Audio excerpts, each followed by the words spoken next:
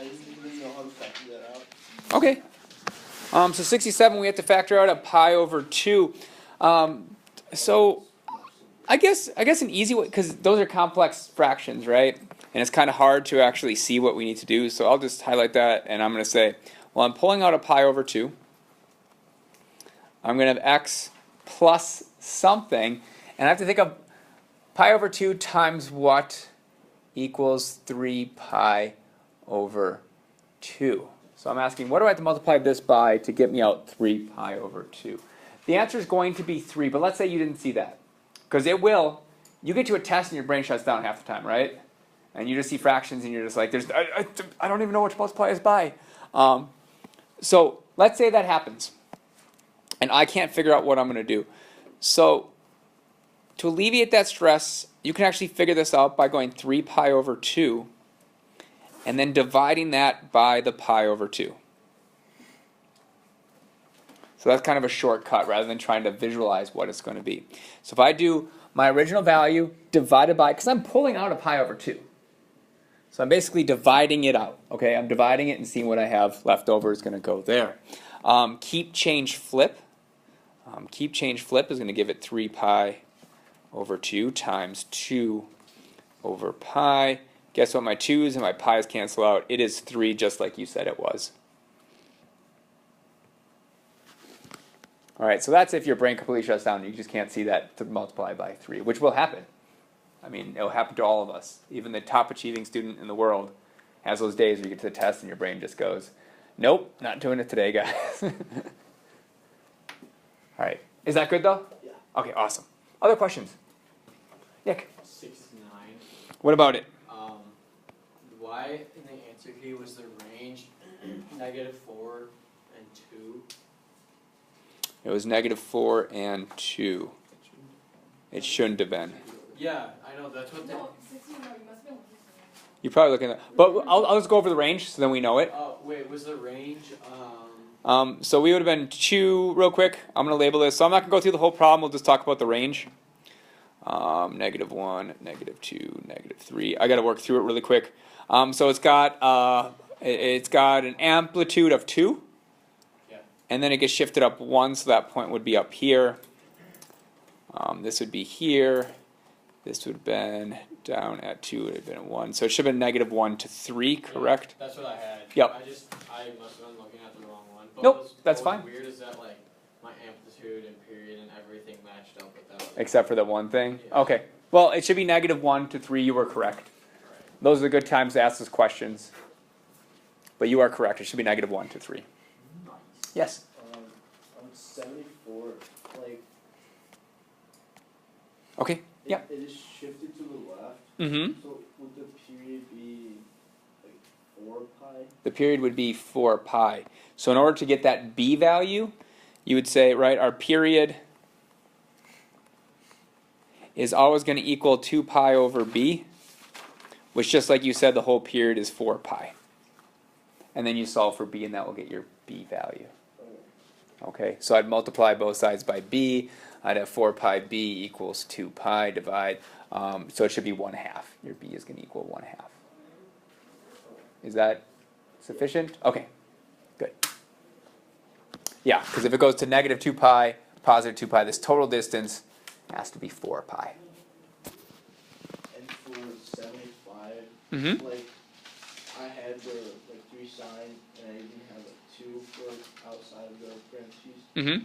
But where did the 3 over 2 come from? The 3 over 2. Do they have +3 over 2, -3 over 2? No, like, That was the b value? yeah, B value. Their b value was 3 over 2?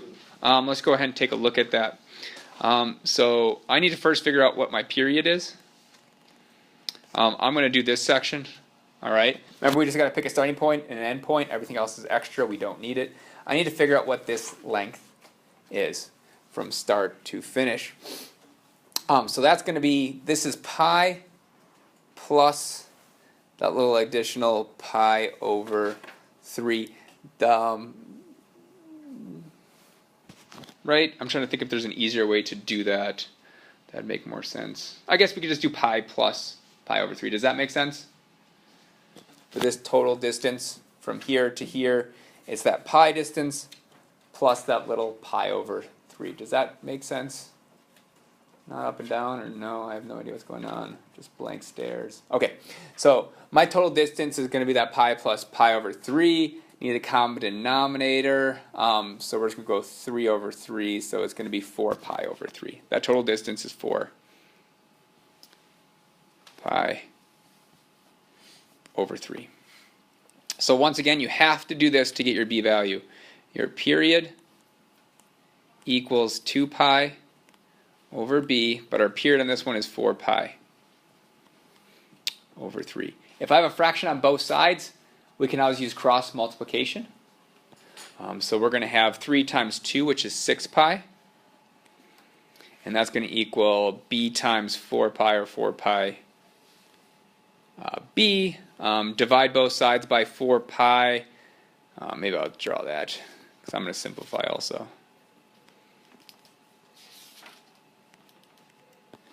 And that's going to equal 3 over 2. So b is going to equal 3 over 2. But you have to get this total distance. And then plug it into this equation, that 2 pi over b equals whatever that distance is. Same thing here, I'd get, either this distance or this distance is the same. 2 pi over b equals that distance. Same thing here, 2 pi over b equals this total start to end. Does that, you don't seem satisfied with that? No, I got it. You good? Yeah. Oh, okay. You just still look very angry at it. You're just like, no. Other questions from the homework? Nick? 91. 91? Specific question? I had it all right, except I had x minus 5 instead of just x. X minus 5. Yeah. Did So you? I guess It's a sine curve, right? Did you make a sine curve? I did. Okay, so normal sine curve starts at 0, 0, goes up, comes down, so it wouldn't have to get shifted. So you had it shifted in there? You said, do you have x plus 5? Yes, I had it shifted. Okay, because it doesn't need x plus 5 because the normal sine curve goes up and down automatically. Oh, yeah, okay. If this would have started maybe here, I get then it would have to be x plus 5 because it didn't start at 0, 0. But basically it's starting at 0, 0, just raised up here. Does that make sense? Good. Yes? Also that question, I got the formula, I just, I couldn't find the b value. The b value, so once again we're going to kind of make a point out here and say I don't care about anything else after here. And we just need 2 pi over b equals that total distance. That total distance right now is 20. So I'm just going to have 2 pi over b equals 20. Solve for b, and it'll be the exact same b value. I was trying to see all numbers that if I divided. No, don't overthink the b value. It is just 2 pi over b equals my total length. Every time. All right, that's how you get your b value every time. So you should, in every one of these problems, have this written somewhere. All right, because it will be on the test. I guarantee we'll have pictures like this, and you'll have to do this exact thing. So I should see this on every single one of your tests on those problems.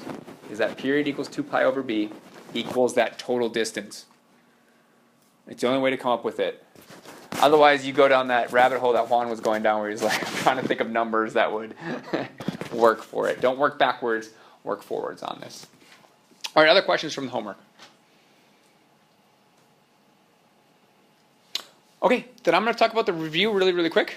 I got some important things. We should be good on these. If you're not, practice them. They're in your notes. It is just that sine squared plus cosine squared equals 1. And then it just turns into basic algebra. All right, so those. This, I want to go over just one of these. If I'm looking for a coterminal angle, it's adding 360 over and over and over, or subtracting 360 over and over and over, or it's adding 2 pi or subtracting 2 pi. The other one that's a little weird is this 455 degrees, 39 minutes, and 58 seconds. Why I'm showing you this is because a lot of you are just going to convert it to regular degrees and then do your coterminal. You don't have to do all that work. All right? For this, I'm only worried about the 455 degrees. And it's 455 degrees, so I would subtract 360 from that to get that coterminal angle. And that's just going to be 95 degrees. And then I tack on the 39 minutes, 58 seconds, and I'm done. That is a coterminal angle. It doesn't say write it in regular degrees, so you can keep it in degree, minutes, seconds. If you convert it to degrees and did it correctly, hey, good on you. It's just a little extra work. All right, but you can leave these as these for coterminal. That is fine. Obviously, this one I'm going to add 2 pi until it's positive. Which quadrant it is. If you're struggling with going negative directions, just make it positive. Like this one, add 360 to it, and then it'll be a positive angle, and you'll be able to figure it out from there. Convert the following. You might have to look this up again because it's been a while since we converted from degree, minutes, seconds to degrees. Has to do with 60s and 3,600s. Angular velocity. Remember, the step in these are almost always the same. We find our angular velocity first, which is generally taking how many revolutions it does per minute or something and multiplying by 2 pi. And then to get to linear velocity, we just multiply by the radius. So 2 pi and the radius are your big things. Then you might have to convert units. All right, on the test you will have to convert units, I can guarantee. So like the basic thing is find the angular velocity, multiply by 2 pi, Then the radius then multiply by the radius. to get your linear velocity. That's how almost all these boil down to. And then you might have to do conversions because it might give it in minutes per second. And the big mistake that was in the review guide, and I'll distribute some of the answer keys while you're working. I think I switched it to miles on you on purpose because I start with feet and all of a sudden I just say it's miles. So that's wrong on this one. Just the labels on them are wrong. The numbers are right. The numbers are all right. It's just the labels that are on the solution guide are going to be wrong. Because I think I did miles per, I tried to make it obvious. And I'll hand out answer guides to each one. I wrote it in miles per hour. It should not be miles per hour. It should be feet per mile. 13 we're not doing. 14 is the same one. On the answer guide, the units are wrong, but the numbers are all right. All right, those are the 2 mistakes that I wanted you to catch. And someone caught it, so that's why I'm telling you about it now. All right, radians, degrees, blah, blah, blah. Convert degrees. We can do that. These, I don't know where cosine of negative 17 pi over 6 is on my unit circle, so I would keep adding 2 pi until it's a positive number. Make your life easy. All right? Don't use negative 17 and try to go backwards. Just add 2 pi until it's positive. Because what's the first question on the test? The unit circle. All right. If you don't know how you do the unit circle, most of these are going to be wrong. So like I said, the unit circle is going to be a double whammy for you if you don't know how to fill it out. All right. Those graphs, same thing is from the homework. I do want to talk about these really quick. These will probably appear on the test just like from the homework where I show you a graph and you have to show me the transformation. But I want to show you how to do it if I give you this information as well. All right, my period equals 2, so I'm going to start by finding my B value. So if my period equals 2, so for all of these, we're always going to start with the period equals 2 pi over B, which in this case equals 2.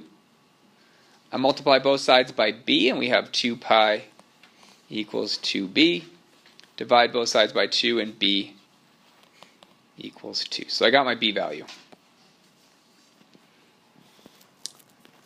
My A value is my amplitude.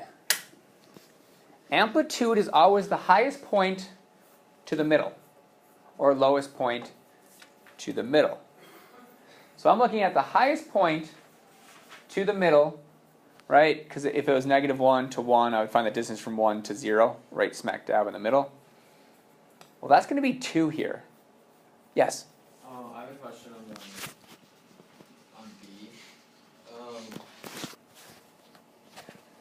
How does that pi cancel out from 2 pi equals 2b? Oh, I'm sorry. You are 100% right. I just kind of rushed through. Because b should equal pi, right? Yeah. Yep. That's what I got. Yep, there. Sorry about So that. is an extra point? No. That wasn't on purpose, nor was it in the answer guide. But nice try. All right, to find my amplitude. Like I said, you can either just visualize it. It's 4 to halfway, which is 2 units. Or you can do that formula that we had. That amplitude equals our highest point, which is 4, minus our lowest point, all over 2, which equals 2. So our amplitude, or A, is 2. All right, so our equation so far is y equals 2 times sine of our b is pi. So we'll have pi times x. It's going left 3, so it's going to be plus 3. Now I just need to know up or down. I just need to know up or down, how far it goes up or down. Normally, our sinusoidal axis, it's the axis that runs right in the middle of our sine graph, is at 0. It is at y equals 0. Currently, my range is from 0 to 4. The sinusoidal axis runs right in the middle of our range. Yeah, Jack? Is it plus 2? It's going to be plus 2. It will be plus 2.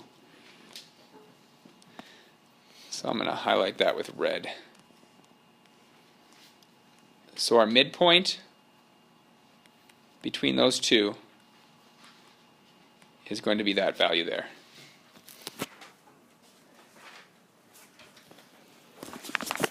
Remember, midpoint, if you're ever trying to find the midpoint, is the average. So it's just A plus B divided by 2. All right, so for this one, if I was looking for how high or how low it goes, I would just do -2 plus 1, which would be -1 divided by 2, so it's -1/2, which tells me it goes down 1/2. Or -1/2 would be for that one. Can you do the 1, 2? I'm not going to do the whole thing. I'll do it. On it. I'll just go straight through it. So period is 4 pi.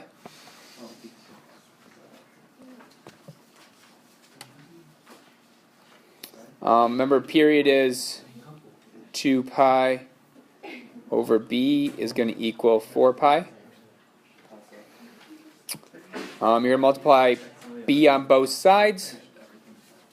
To give you 4 pi times b divided by 4 pi, pi's are going to cancel out, and your b is going to actually equal, doing some work, you should get b equals 1/2. All right, my amplitude, so b equals 1/2. My amplitude, that's going to be my highest point, which is 1, minus my lowest point, which is -2. Divided by 2. So my A is going to equal 1 minus this 3 divided by 2, so it's 3/2. Alright, so currently my equation is y equals 3/2 sine of 1/2 x. It's going right 2 pi, so that's going to be minus 2 pi. Then, like I said, to get my midpoint, I want to find the midpoint.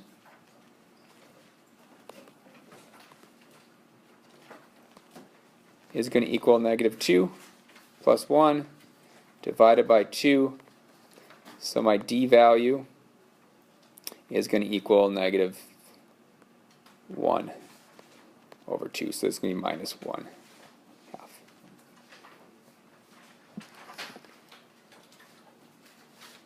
But don't worry too much about spending a whole bunch of time trying to figure these out. Focus more on the ones that were in the homework where I gave you a graph and you had to figure out from the graph what transformations you need to do. Okay, so worry less about these. These would be the last ones I would study. The first ones I would study are these, 73, 74, and 75. Those would be the ones I have to have down. Then I'll worry about those last two. Okay? If I have just oodles of time, I'll worry about those last two. Otherwise, I'm going to focus on 73, 74, 75 and make sure I can do those. Okay? I'll put that.